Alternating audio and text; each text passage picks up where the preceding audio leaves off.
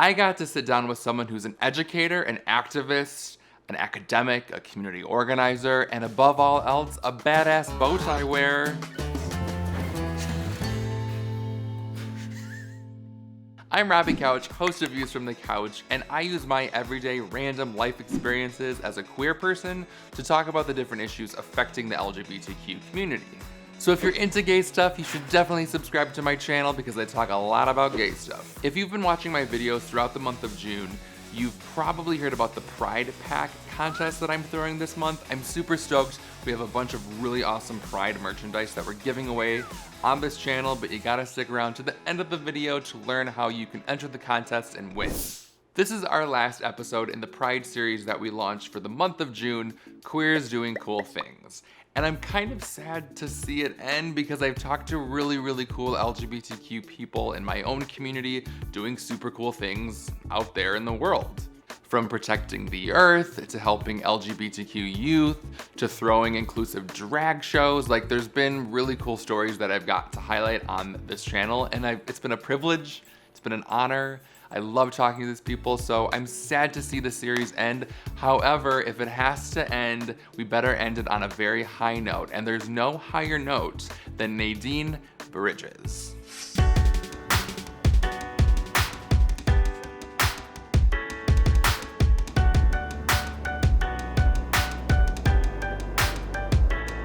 All right, Nadine, so can you tell me a little bit about what you do here at the University of Denver?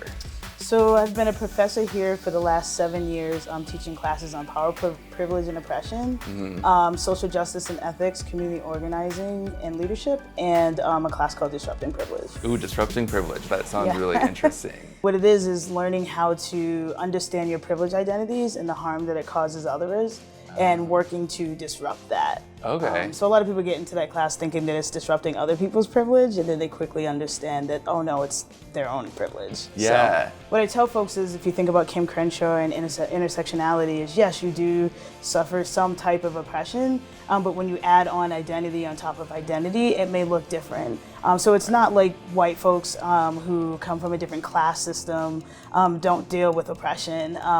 But when you add on race or you add on gender, it could have an intense impact. I remember when I first learned about privilege and I almost felt attacked, like, what are you talking about? Because my whole life being like, you know, like a white cis dude, it was like, well, like I never recognized the ways that I benefited. On the flip side of that, right, so I'm queer, I'm a woman, and I'm a person of color.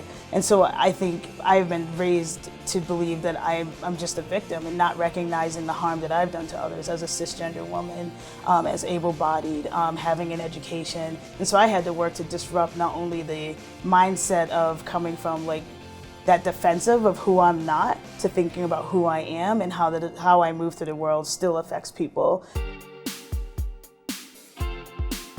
So what are some of the challenges that you've faced personally being a queer woman of color? You know, just being queer in general is hard. I was raised as a Jehovah's Witness, so I didn't come out till I was 30, so you know, I lost a lot of my family, and so that was extremely hard. That must have been very hard, Yeah. wow. In addition, I think that, you know, there's still some work to be done in the Black community, and as a leader, I think sometimes it's difficult for folks to reconcile what I do for the community and also being queer, and that can be frustrating at times.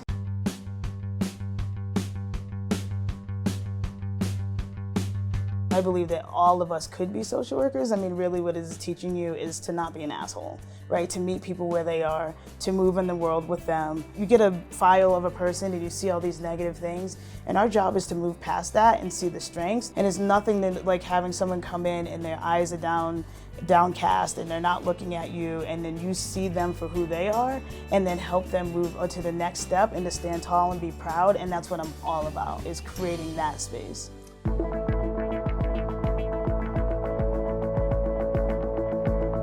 So Rainbow Alley is the only full-time LGBT youth serving organization in all of Colorado. And it's really just creating, I always like to say, like, not a safe space, but a brave space. A space where young people understand the power in their voice and that they deserve to be seen and heard. So anything from therapy to providing free haircuts to the youth, to cooking classes, there's camping in the summer, there's a queer prom every year. And so this was a space where we could really create an opportunity for young people to thrive. When I was a teenager, we didn't have GSAs or queer proms or any of that stuff. So the fact that we have those opportunities is pretty incredible.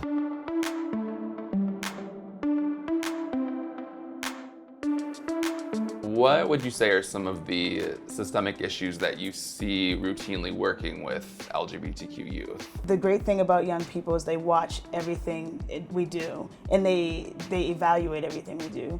The biggest challenge about young people is that they watch everything we do and they evaluate everything we do, right? And so for whatever reason, we don't understand that they're critical thinkers and that they observe and they see what we're doing. When they try to have voice, we don't listen. What would you say is something that you wish people really understood about queer youth? A young person is not addicted to a substance or is not suicidal because they happen to be queer. It's because of the system that creates this negative, false narrative around the fact that we don't belong, we don't fit in, we're a mistake. And when you're trying to cope with that in a world that doesn't allow you to move and grow, that's where the issues come in. It's just hard to see someone try to put them in a box. I think it's really incredible that they're saying, you know, forget the boxes. I'm going to be who I'm going to be, and you're going to have to deal with it. Yeah. You know? So there's been really an onslaught of attacks against the queer community under this administration. What advice would you give to young LGBTQ people to keep their heads up? You know, I don't want to be cliche and say it gets better. I think because when you're in it, it's not better.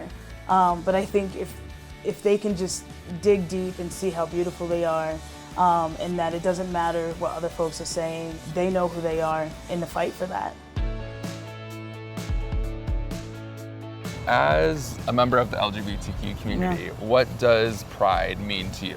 Well, honestly, for me, it's like I stand on the shoulders of giants. You know, you had Marsha and Sylvia and these folks who really laid the footprints for me to follow.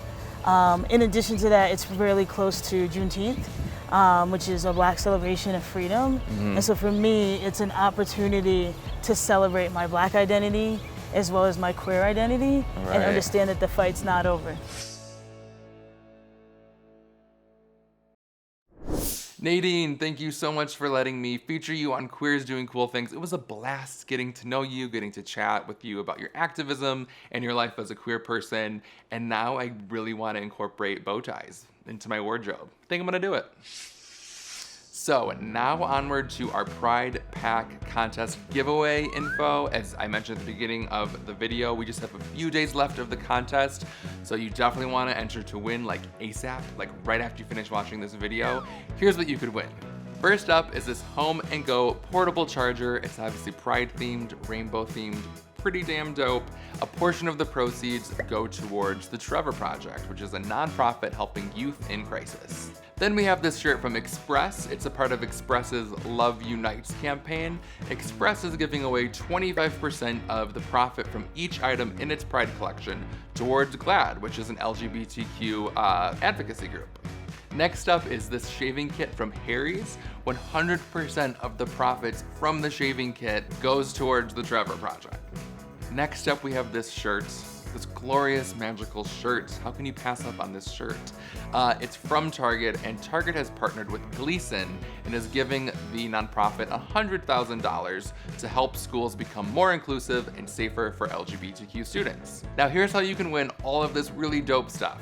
First up, the number one thing you have to do is make sure you're subscribed to Views from the Couch. It's the YouTube channel you're on right now. You have to be subscribed to be a winner, so make sure to hit that subscribe button. The second thing you have to do is comment below on this video explaining what Pride means to you. It's a pretty open-ended question. You can kind of go whatever direction you want with it. But yeah, just explain what Pride Month means to you, how you celebrate Pride, what you did for this Pride, whatever you want to go, wherever direction you want to go with it. Talk a little bit about what Pride means to you in the comment section of this video, and you cross out number 2.